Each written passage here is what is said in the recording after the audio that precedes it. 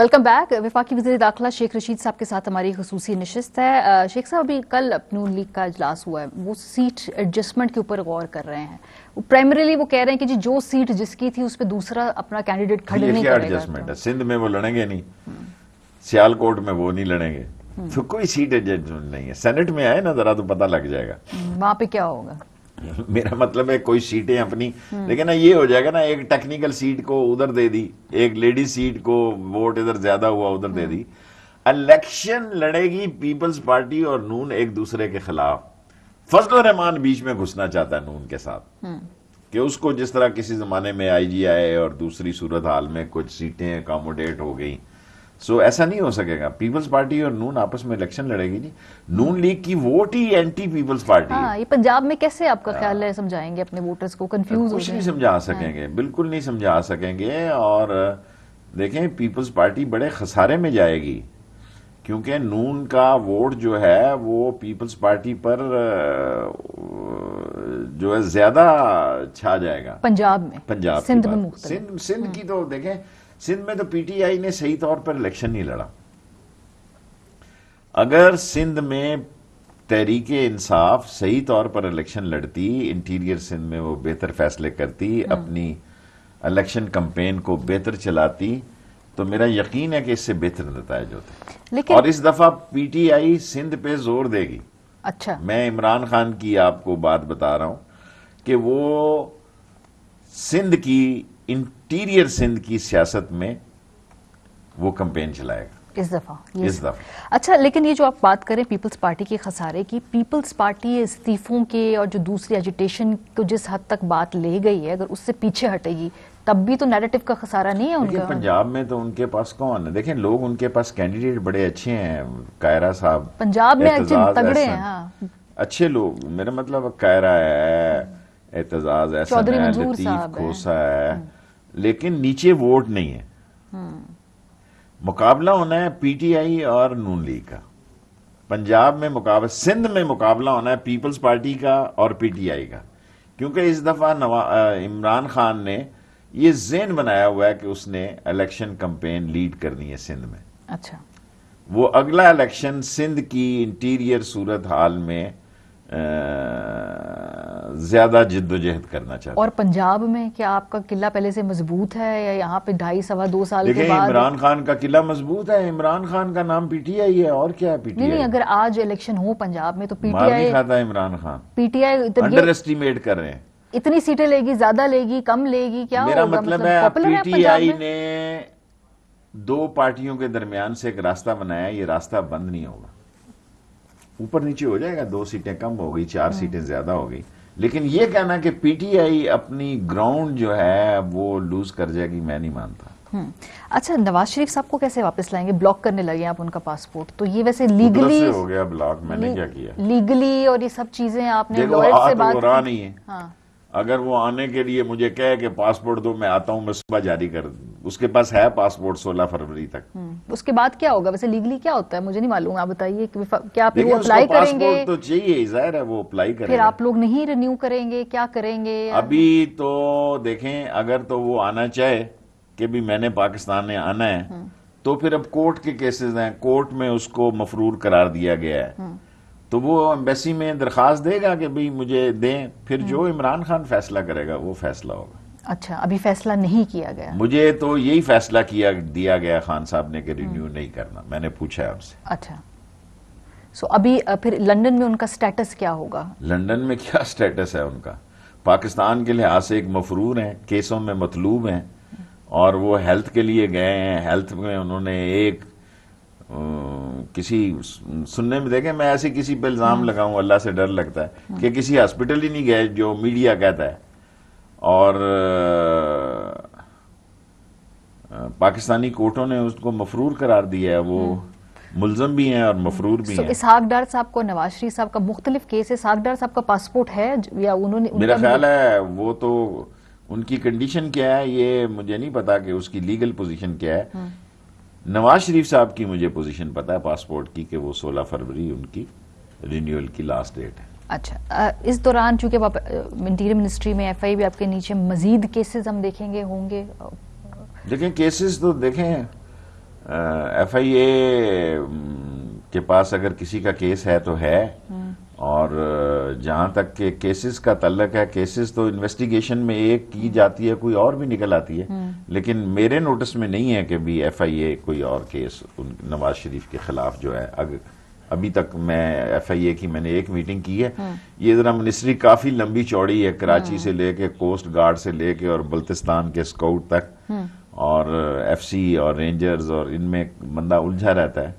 ये रेलवे वाला हाल नहीं है कि रात को कोच में बैठ के जाओ और सुबह लाहौर हेडक्वार्टर पहुंच जाओ या 4 घंटे बाद पहुंच जाओ। सो लगे हुए हैं इंशाल्लाह ताला कि बेहतर सूरत हाल हो।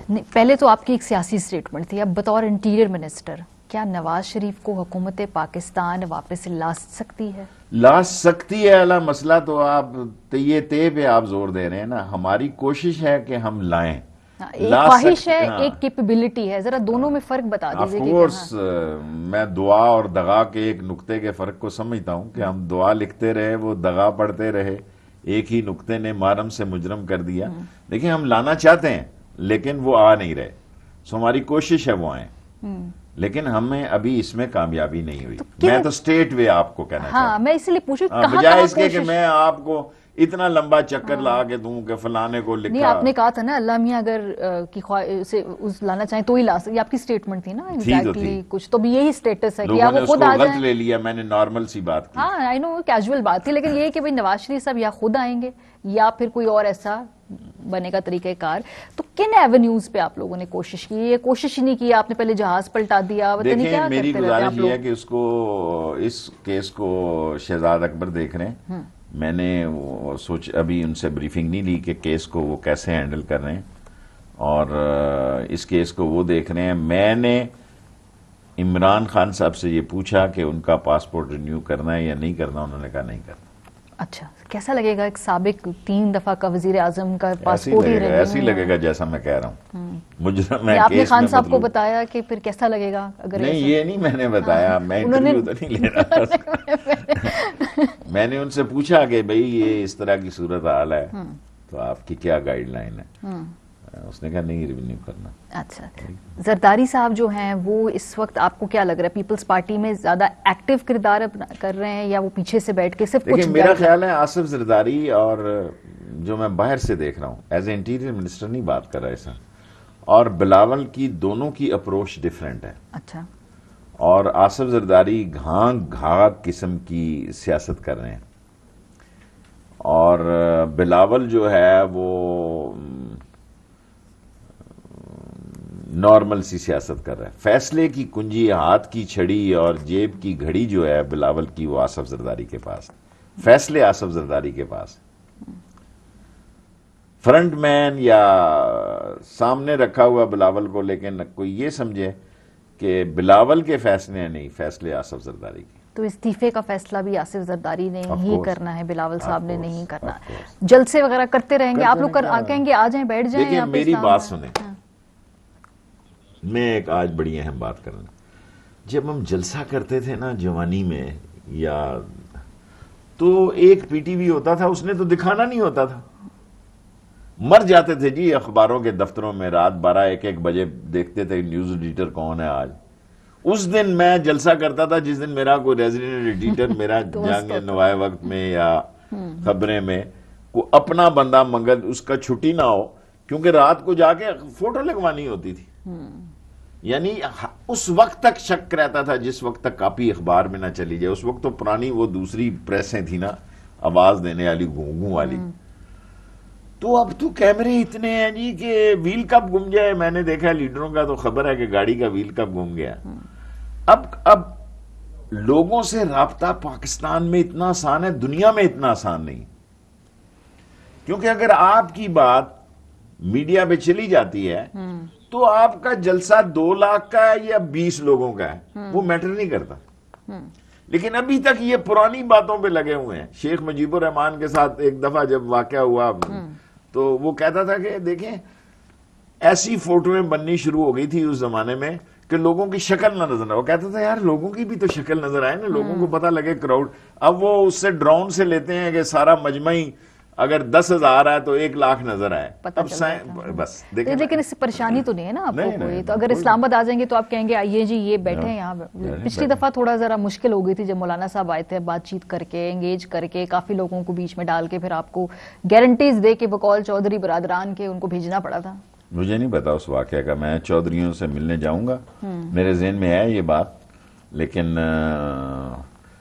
मैं इस सारी सियासत में सिर्फ फजलुर रहमान को एक्टिव देख रहा हूँ। मरियम बीबी वो कोयटा जा रही है, इधर जा रही है, उधर एक प्रोफाइल बना रही है अपना, वैसे वो नेशनल प्रोफाइल तो हर बंदे का राइट है, बन रहा है वैसे। नहीं, वो मुझे नहीं सीरियस पता बन आपको रहा है। लगता है कि पॉलिटिकल? अगर मुझसे पॉलिटिकली पूछे तो नून लीग को यहाँ बचाने में भी मरियम बीबी का बड़ा हाथ है। अच्छा, एज ए पॉलिटिकल ये बात कोई नहीं मानेगा। सर लेकिन प्रेशर डालने में भी तो मरियम बीबी प्रेशर है ना, आप लोगों पे सियासी प्रेशर, बड़े जिसमें प्रेशर आए, बातचीत हो, जब प्रेशर डलेगा सियासी तो बातचीत होगी तो फिर रास्ते खुलेंगे।